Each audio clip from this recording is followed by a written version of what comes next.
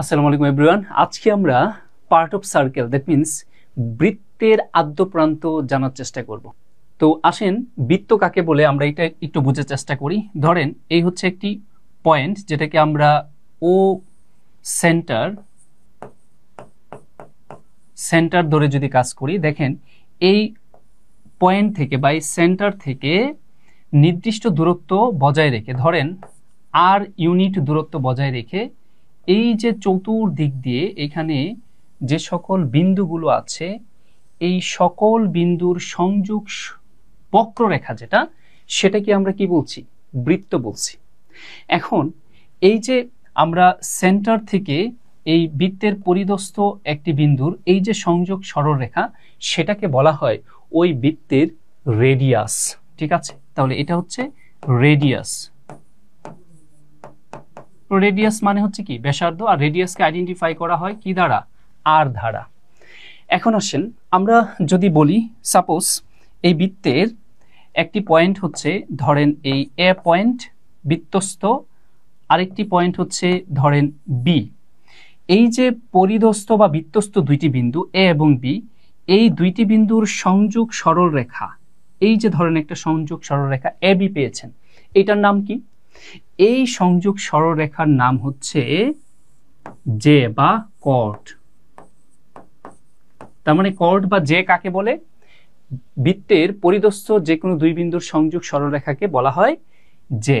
এখন ওই জেটা যদি কোনো কারণে বৃত্তের কেন্দ্রগামী হয়, দেখেন এই যে বৃত্তের কেন্দ্রগামী যে জেটা, এই জেটাকে বলা হয় ওই বৃত্তের বৃহত্তর জে। আর আমরা জানি বৃত্তের বৃহত্তর জেকেই নাকি বলা হয় বৃত্তের ব্যাস। ব্যাস মানে হচ্ছে কি? ইংলিশ আমরা যেটাকে বলি সেটা হচ্ছে ডায়ামিটার। ডায়ামিটার। তাহলে ডায়ামিটারকে আইডেন্টিফাই করা হয় কি দ্বারা? 2r দ্বারা। তার মানে ডায়ামিটার বা ব্যাসের অর্ধেক হচ্ছে কি? ব্যাসার্ধ। আচ্ছা, এখন আসি আমরা এই জায়গায় বৃত্তের এই যে পুরো অংশটুকু, লেন্থ অফ দ্য বাউন্ডারি, হ্যাঁ, এই পুরো অংশটা যে দৈর্ঘ্য, এই দৈর্ঘ্যটাকে বলা হচ্ছে ওই বৃত্তের সার্কামফারেন্স, যেটাকে আমরা বলি হচ্ছে লেন্থ অফ দ্য বাউন্ডারি। ধরেন আপনার বৃত্তাকার একটা বাগান আছে, এখন এটাকে যদি চতুর্দিক দিয়ে বেড়া দিতে চান, তাহলে কতটুকু দৈর্ঘ্যের বেড়া লাগবে, সেটাই হচ্ছে আসলে তার পরিধি বা সার্কামফারেন্স। সার্কামফারেন্স। আর সার্কামফারেন্সের সূত্র যেটা, সেটা হচ্ছে 2πr। মজার ব্যাপার হচ্ছে এই সার্কামফারেন্সের একটা সিনোনিম ওয়ার্ডও আমরা ইউজ করতে পারি এখানে। অনেকে হয়তো এটা এইভাবে নাও চিন্তা করতে পারেন, এই সার্কামফারেন্স না বলে এটাকে আবার পেরিমিটারও বলা হয়ে থাকে। অনেকে বলতে পারেন পেরিমিটার তো আপনার বর্গের, আয়তক্ষেত্রের ইত্যাদির হয়, ত্রিভুজের হয় না। আমরা এটা পেরিমিটারও বলতে পারি। আমি একটু প্রমাণ দিই আপনাকে। এই সার্কামফারেন্স অথবা পেরিমিটার, এই দুইটা শব্দকে যদি আপনি ইংলিশ থেকে গ্রিক ভাষায় ট্রান্সলেট করেন, তাহলে যে ওয়ার্ডটা পাবেন তার প্রথম লেটার্সটাই দেখবেন থাকবে হচ্ছে পাই। ঠিক আছে, আসলে সার্কামফারেন্স কিন্তু পাই দ্বারা ইন্ডিকেট করা হয়। এটা নিয়ে আরো অনেক কথা আছে যে পাই আসলে কি, এটা নিয়ে আলাদা একটা ভিডিও হতে পারে।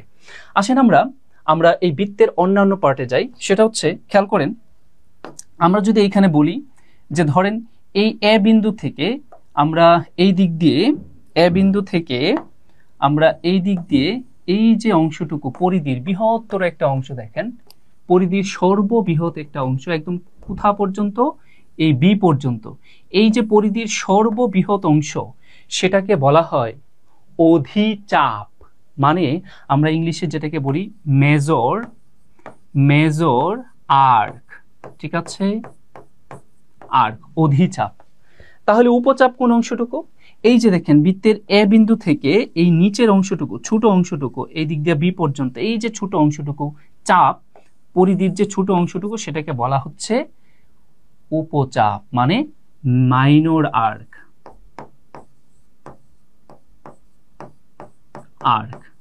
ঠিক আছে, এখন আসেন আমরা একটা জিনিস আমরা এখানে একটু শেখার চেষ্টা করি। সেটা হচ্ছে এই বিন্দু এ এবং এই বি, এই দুই বিন্দু সংযোগ সরল রেখাটা যেটা, সেটা হচ্ছে এই বৃত্তের জে।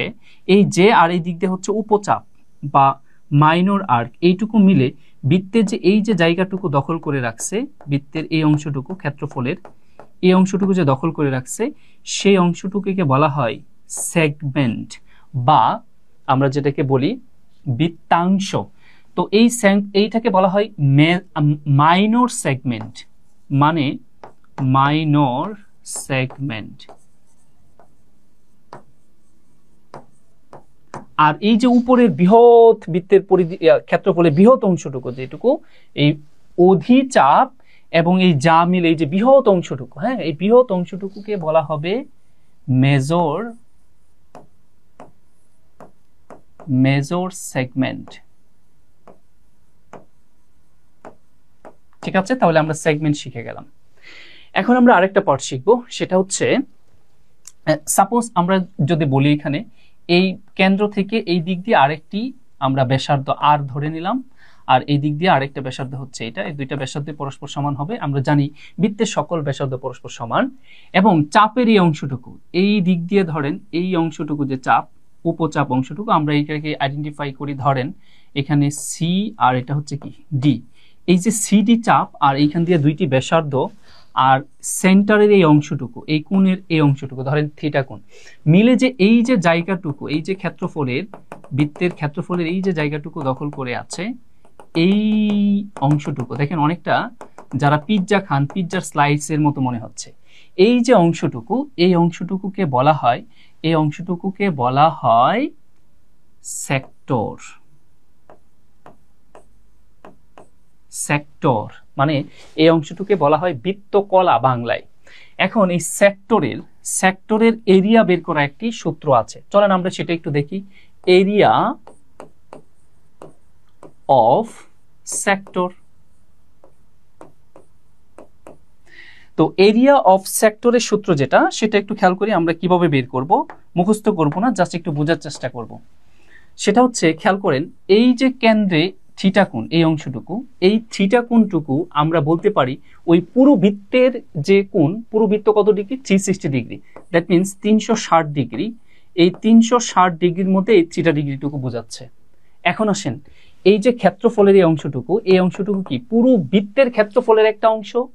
এখন প্রশ্ন হচ্ছে পুরো বৃত্তের ক্ষেত্রফল কি আমরা জানি, পাই আর স্কোয়ার। এটা কিভাবে আসে সেটাও দেখাবো, into pi R square.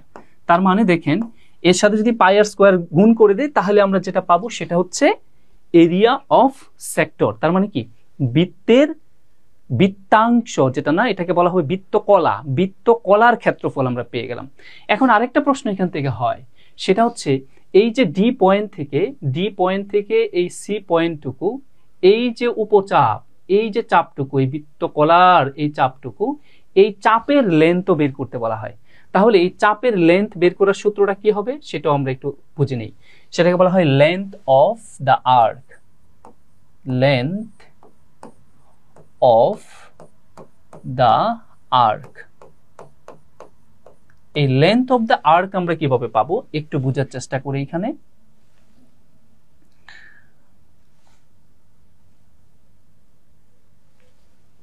Length of the arc, এইবারও খেয়াল করেন এই যে বৃত্তের এই কোণটুকু, থিটা ডিগ্রি কোণটুকু, এইটুকু কত ডিগ্রির মধ্যে, বৃত্তের 360 ডিগ্রি এর অংশ হচ্ছে এইটুকু। এখন আমরা কি বের করতেছি, এই আর্ক বের করতেছি, মানে আমরা এই চাপটার দৈর্ঘ্য বের করতে বলছে এখানে। তাহলে চাপের দৈর্ঘ্য কি, এই পুরো বৃত্তের পরিধির একটা অংশ এই চাপটুকু, না ডিসি চাপটুকু। তাহলে আমরা এবার গুণ করব 2 পাই আর, মানে পরিধির সূত্র যেটা সেটা গুণ করে দেব।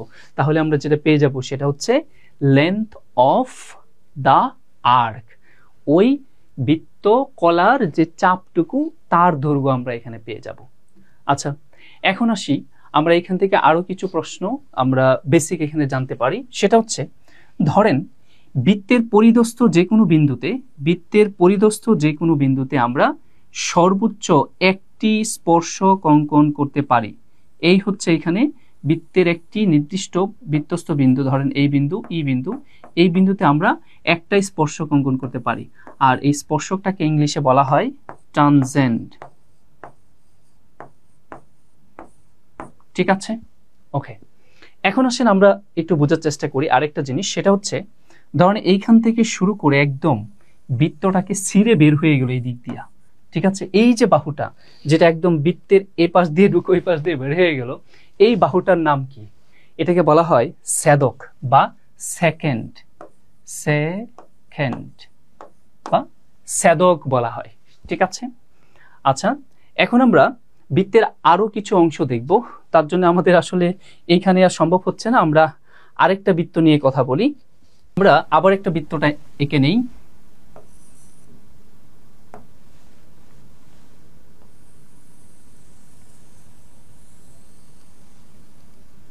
সাপোজ এখন দেখেন, আমরা যদি এইখানে বলতে পারি আরেকটা জিনিস, সেটা হচ্ছে ধরেন এখানে একটি বিন্দু হচ্ছে এ আর একটি বিন্দু হচ্ছে এখানে বি। তাহলে এই একই চাপের উপর দণ্ডায়মান, আমরা একটা উপপাদ্য জানি, একই চাপের উপর দণ্ডায়মান কেন্দ্রস্থ কোণ এর অর্ধেক হয় হচ্ছে কি বৃত্তস্থ কোণ। বৃত্তস্থ কোণ মানে হলো বৃত্তের পরিধি কোনো একটি বিন্দুতে যে কোণ তৈরি হয়, ধরেন এ বি সি, এই যে বৃত্তস্থ সি কোণটি, এই কোণ এর দ্বিগুণ হবে এই কেন্দ্রস্থ কোণ। এটা কখন হবে ভাইয়া? যখন আপনি এই দুইটা জিনিসই একই চাপের উপর অঙ্কন করবেন। এ বি একটি চাপ, এই চাপের উপর আমাদের এখানে কেন্দ্রস্থ কোণটা হবে এ ও বি।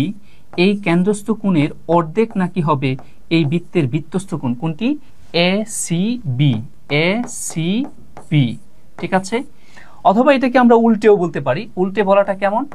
বৃত্তের কেন্দ্রস্থ কোণের বৃত্তস্থ কোণের দ্বিগুণ হবে কেন্দ্রস্থ কোণ, তাহলে বৃত্তস্থ কোণ যেটা তার সাথে যদি দুই গুণ করি, তার মানে কি এ সি বি, এই যে কোণটি আছে এই কোণের দ্বিগুণ সমান হবে কেন্দ্রস্থ কোণ, সেটা হচ্ছে এ ও বি। ঠিক আছে, তবে কন্ডিশন হচ্ছে একই চাপের উপর হতে হবে। আর আরেকটা জিনিস আমরা একটু খেয়াল করি, একই চাপের উপর আরেকটা বেসিক আমরা একটু বোঝার চেষ্টা করি। একই চাপের উপর সকল বৃত্তস্থ কোণ পরস্পর সমান হয়। ধরেন এই একটা বৃত্তস্থ কোণ অঙ্কন করলাম, এই চাপের উপর ধরেন এই আরেকটা বৃত্তস্থ কোণ অঙ্কন করলাম, এই যে কোণগুলো তৈরি হচ্ছে এই একই চাপের উপর সকল বৃত্তস্থ কোণ পরস্পর কি হবে? সমান হবে। ধরেন এটাকে সি বলেছিলাম, এটাকে ডি কোণ বলি, এটাকে ই কোণ বলি, এটাকে এফ কোণ বলি। তাহলে যেটা দাঁড়াচ্ছে এখানে একই চাপের উপর দণ্ডায়মান সকল বৃত্তস্থ কোণ পরস্পর কি হয়? সমান হয়। ঠিক আছে, ওকে। তাহলে বৃত্ত থেকে আমরা আরো কিছু তথ্য জেনে নেই, সেটা হচ্ছে অর্ধবৃত্তস্থ কোণ। খুব ইম্পর্টেন্ট কথা। ধরেন এটা হচ্ছে একটি অর্ধবৃত্ত, এই অর্ধবৃত্তস্থ কোণ সর্বদাই সমকোণ হয়। ধরেন আমরা এইখানে এই বৃত্তের অর্ধবৃত্তের এইখানে একটা কোণ অঙ্কন করলাম, অথবা আমরা যদি এইখানেও একটা কোণ অঙ্কন করি, ভাই আপনি যেখানে ইচ্ছা সেখানেই কোণ অঙ্কন করেন না কেন, এইখানে ধরেন আমি কোণগুলোকে নামকরণ করলাম, এটা এ কোণ, এটা বি কোণ, এটা সি কোণ। এই সবগুলো কোণে কি কোণ হবে? সমকোণ। আর সমকোণ মানে কত ডিগ্রি? সমকোণ মানে হলো 90 ডিগ্রি। তার মানে সবগুলো কোণের দৈর্ঘ্য এখানে কত হবে? সবগুলো কোণের দৈর্ঘ্য এখানে হবে হচ্ছে 90 ডিগ্রি। ঠিক আছে, এই জিনিসটা আমরা একটু মাথায় রাখবো। তাহলে কি বলছি, এখানে বেসিকটা হচ্ছে কি? বেসিকটা হচ্ছে অর্ধবৃত্তস্থ কোণ অলওয়েজ কত ডিগ্রি হয়? অর্ধবৃত্তস্থ কোণ অলওয়েজ 90 ডিগ্রি হয়। ওকে, আচ্ছা এইবার আমরা আরো কিছু তথ্য দেখব এখান থেকে। সেটা হচ্ছে ধরেন আমরা এখানে যদি বৃত্তের বহিস্থ কোনো বিন্দু থেকে, এটা একটু মাথায় রাখবো। সাপোজ এই হচ্ছে একটি বৃত্ত, এখন এই ও কেন্দ্র বিশিষ্ট বৃত্তের বহিস্থ কোনো একটি বিন্দু ধরেন কি আমরা বললাম পি। এই বহিস্থ কোনো বিন্দু থেকে ওই বৃত্তের উপর আসলে আমরা সর্বোচ্চ 2টি স্পর্শক অঙ্কন করতে পারবো, এটা একটু মাথায় রাখবো। একটা স্পর্শক এখানে এই হচ্ছে একটি স্পর্শক এ ধরেন, এই হচ্ছে আরেকটি স্পর্শক হচ্ছে কি বি, আর তার সেন্টার এখানে আমরা যদি অঙ্কন করি ও পর্যন্ত, আর এই সেন্টার থেকে আমরা তার যে স্পর্শক ছিল সেখান থেকে যদি একটি লম্ব টানি, তাহলে এইটা কিন্তু হবে হচ্ছে 90 ডিগ্রি। আবার এইখান দিয়েও যেটা আমরা টানি সেইখানেও যেটা দেখতে পাচ্ছি সেটাও কত ডিগ্রি হবে? সেটাও আপনার 90 ডিগ্রি হবে। ঠিক আছে, তো এইগুলো সবই উপপাদ্য আছে। এখন খেয়াল করেন এখানে কিন্তু 2টি ত্রিভুজ হয়েছে, এই একটি ত্রিভুজ, এই একটি ত্রিভুজ। এই ত্রিভুজ দুটির মধ্যে সম্পর্কটা কি সেটা একটু বোঝার চেষ্টা করি। খেয়াল করেন আমরা এখানে দেখতে পাচ্ছি যে ত্রিভুজ একটা হচ্ছে এ ও পি, আরেকটি ত্রিভুজ হচ্ছে বি ও পি। এই যে দুইটা ত্রিভুজ, এই দুইটা ত্রিভুজের মধ্যে সম্পর্কটা কি জানেন? এই দুইটা ত্রিভুজ পরস্পর সর্বসম। সর্বসম মানে হচ্ছে বাহুতেও মিলবে, কোণেও মিলবে, আলটিমেট কথা হচ্ছে ক্ষেত্রফল সহ মিলে যাবে, ওইগুলা হচ্ছে কি সর্বসম ত্রিভুজ। দেখেন কেমন করে মিলে, এই দুইটা ত্রিভুজেরই এই বাহুটা এপি বাহুটা এবং বিপি বাহুটা পরস্পর সমান, তার মানে আমরা বলতে পারি এখানে এপি সমান, আমরা বলতে পারি হচ্ছে কি বিপি। ইভেন এই দুইটা ত্রিভুজেরই এই দুইটা বাহু পরস্পর সমান, তার মানে কি এ ও এবং বিও, এই দুইটা বাহু পরস্পর সমান। ইভেন এই দুইটা ত্রিভুজেরই একটা সাধারণ বাহু আছে, সেটা হচ্ছে ওপি, তার মানে দুইটা ত্রিভুজেরই ওপি সমান ওপি। দেখেন সবগুলো বাহু সমান। ইভেন দুইটা ত্রিভুজের এই যে বি কোণ এবং এই যে বি কোণ, দুইটা কোণে এখানে পরস্পর কি সমান, তার মানে এই এ কোণ আর একটা পরেরটা হচ্ছে কি বি কোণ, এই দুইটা কোণই পরস্পর সমান, আর দুইটাই কত ডিগ্রি, 90 ডিগ্রি। ইভেন এখানে আরো আছে এই যে কোণ এরাও পরস্পর কি হবে সমান, এই কোণ এবং এই কোণও পরস্পর সমান হবে, সব দিক দিয়ে সমান হয়। সুতরাং এই দুইটা ত্রিভুজ যে হইছে, দুইটা ত্রিভুজ পরস্পর কি হবে, সর্বসম হবে। ঠিক আছে, ওকে ফাইন। আসেন এই বৃত্ত থেকে সবচেয়ে ইম্পর্টেন্ট একটা নোট, সবসময় এটা পরীক্ষায় আসে, সেটা হচ্ছে সাপোজ আমি ধরেন এই একটি বৃত্ত অঙ্কন করলাম। এখন এই ও কেন্দ্র বিশিষ্ট বৃত্তের কেন্দ্র ভিন্ন একটি জে আমরা যদি কল্পনা করি, কেন্দ্র ভিন্ন একটি জে, এটা থেকে প্রচুর পরীক্ষায় কোয়েশ্চেন আসে। ধরেন কেন্দ্র ভিন্ন এই হচ্ছে একটি জে এ বি, ঠিক আছে, এ বি কেন্দ্র ভিন্ন একটি জে ওই বৃত্তের। এখন এই এ বি জে এর উপর আপনি যদি কেন্দ্র থেকে একটি লম্ব অঙ্কন করেন, ধরেন এখানে আমরা ও এম লম্ব অঙ্কন করলাম, তাহলে এটাকে কি বলতে পারি, ও এম লম্ব, এটা হলো লম্বের সাইন, কার উপর লম্ব, এ বি জে এর উপর লম্ব বা কর্টের উপর লম্ব। তখন ঘটনাটা কি ঘটে, খুব ইম্পর্টেন্ট বিষয় হচ্ছে এটা, তখন যে ঘটনাটা ঘটে তখন এই জেটা সমান দুই ভাগে বিভক্ত হয়ে যায়। এখন দেখেন আমরা যদি এইখান থেকে সেন্টার থেকে এই এ বিন্দুতে এইখানে যোগ করি, তাহলে এটা হবে ওই বৃত্তের রেডিয়াস।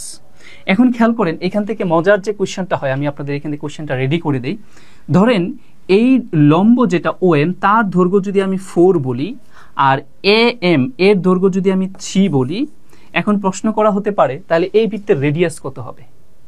এখন এইটা কিন্তু একটা কি ত্রিভুজ, সমকোণী ত্রিভুজ, তাহলে ওই বৃত্তের রেডিয়াস কি হবে, আমরা সবাই জানি 3, 4, 5 কি হয়, সমকোণী ত্রিভুজ হয়। যেহেতু এইটা 3 এবং এটা 4, তার মানে এই বাহুটা অবশ্যই কত হবে, 5 হবে। তার মানে এইখানে আমাদের ওই বৃত্তের রেডিয়াস যেটা, সেটা কত হবে, 5। ইভেন প্রশ্নটা এমন না হয়ে, প্রশ্নটা কিন্তু চাইলে এমনও হতে পারে, ধরেন যে তারা এটাও বলতে পারতো, খেয়াল করেন, যদি এমন করে বলতো যে এই বাহুটার দৈর্ঘ্য হচ্ছে কত, 13 সেন্টিমিটার, মানে বৃত্তের রেডিয়াসটা 13, আর এটার দৈর্ঘ্য হচ্ছে কত, ধরেন 5, ঠিক আছে। এখন আপনাকে প্রশ্ন করা হয় তাহলে এই যে এ বি জে যেটা আছে, এই এ বি জে এর দৈর্ঘ্যটা কত, এ বি যে কর্ডটা পাচ্ছি তার দৈর্ঘ্যটা কত, সেটা আপনার কাছে জানতে চাই। কিভাবে এই উপপাদ্য থেকে কোশ্চেনটা হয়, তার মানে আমরা আরো একটা জিনিস জানি, দেখেন এটা কিন্তু ও এ এম, এটা একটা সমকোণী ত্রিভুজ, ও এ এম এই হচ্ছে একটি সমকোণী ত্রিভুজ। এই ত্রিভুজের আমরা বের করব কি, এ এম এর দৈর্ঘ্যটা। আমরা কিন্তু ওইভাবে পিথাগোরাস না করে আমরা একটা সময় বাঁচাইতে পারি, সেটা হচ্ছে আমরা বেসিক জিনিসগুলো জানতে হবে। এইগুলো 5, 12, 13তে কি হয়, সমকোণী ত্রিভুজ হয়, ঠিক আছে। তো এর মধ্যে দেখেন আপনার হাতে এখানে 13 আছে আর এখানে কি আছে, 5 আছে, তার মানে আমার নাই কি 12, তার মানে এই এ এম এর দৈর্ঘ্য কত হবে, 12। তাহলে এই যেটা যেহেতু সমান দুই ভাগে ও এম বিভক্ত করেছে, সুতরাং এ বি জে এর দৈর্ঘ্য যেটা হবে সেটা হচ্ছে আমাদের 12 2 গুণে বা 2 দিয়ে গুণ করে দেন, তাহলে কত হবে, 24 একক। বুঝতে পেরেছেন, এইভাবে কোশ্চেন হয়। এখান থেকে আরো বিভিন্ন ধরনের কোশ্চেন হতে পারে। আসেন আমরা তারপরে আরো কিছু কোশ্চেন দেখি এখানে এই বৃত্ত রিলেটেড উপপাদ্য থেকে। ধরেন আমরা যদি এমন করে বলি যে সাপোজ এই হচ্ছে একটি বৃত্ত, তো এই বৃত্তের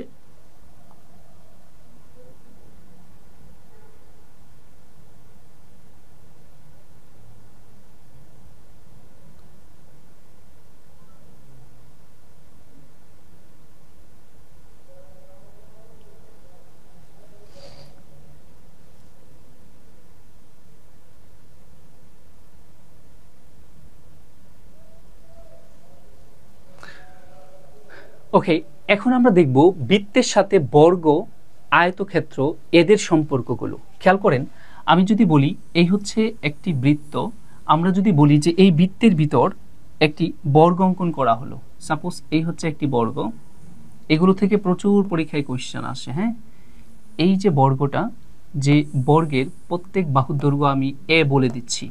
এখন একটা জিনিস মাথায় রাখবেন, খুব ইম্পর্টেন্ট, বৃত্তের ভিতর যদি বর্গ অঙ্কন করা হয় তাহলে ওই বর্গের কর্ণ, হ্যাঁ, এই বর্গের যে কর্ণটি, বর্গের কর্ণ আমরা জানি কি √2a, এই বর্গের কর্ণ এবং ওই বৃত্তের আরেকটা পার্টের সাথে সম্পর্ক আছে, সেটা হচ্ছে ওই বৃত্তের ডায়ামিটার, মানে কি 2r, এরা পরস্পর কি হবে, সমান হবে।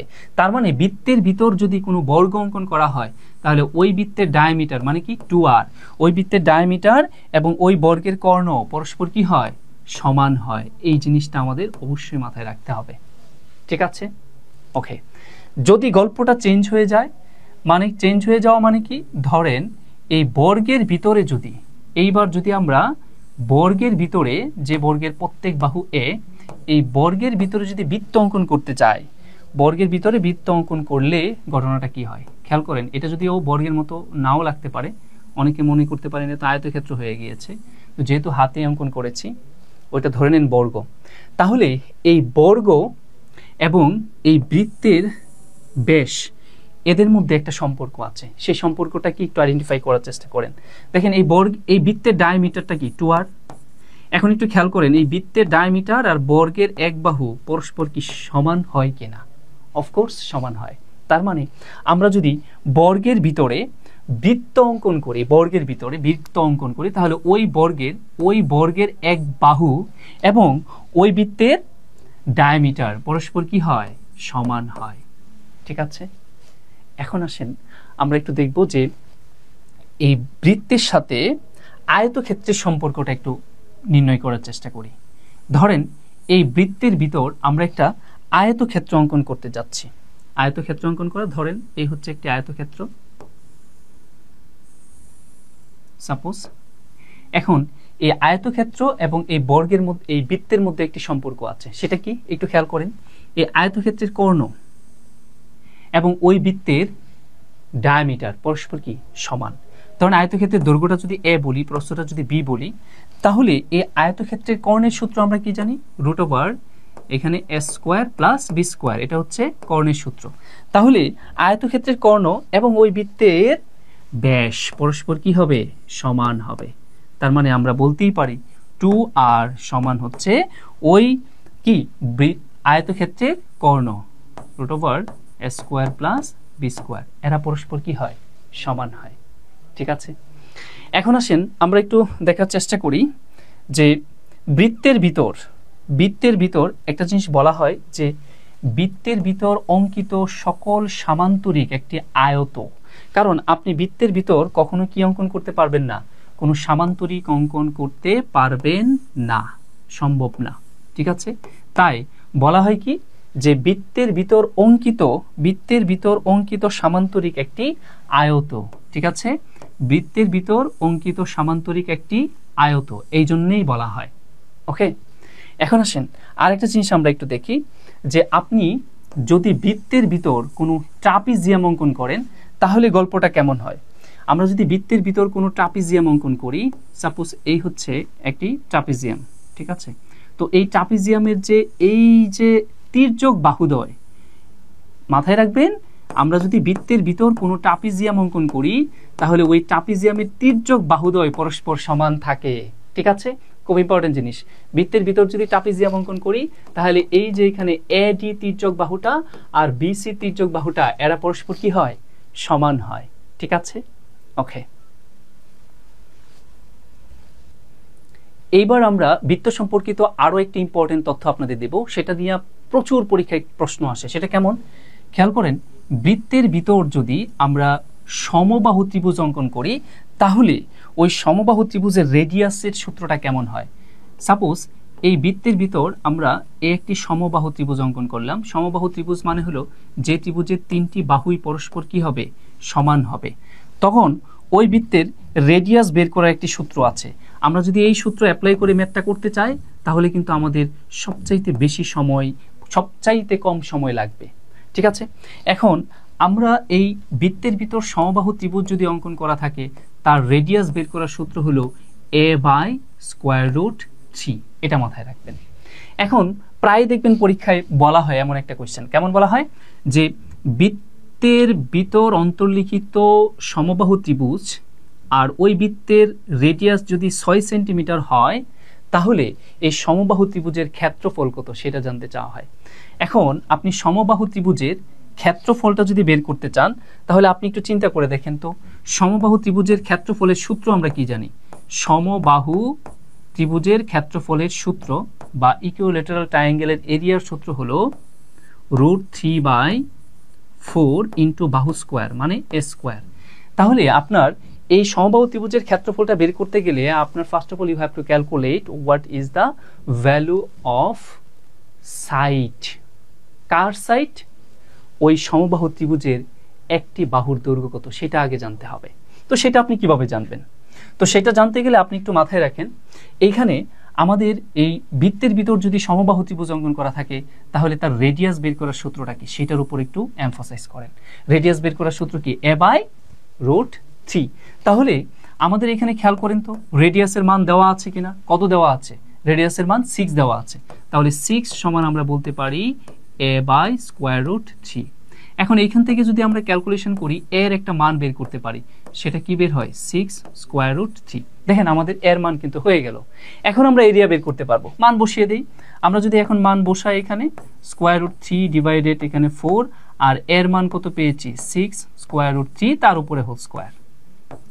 এখন এটাকে যদি আমরা ক্যালকুলেশন করি তাহলে কি দাঁড়ায়? আমি একটু এই পাশে লিখি √3 ডিভাইডেড এখানে 4 আর স্কোয়ার করলে 6 6 36 ইন্টু আর ওইখানে কি হবে? 3 হবে।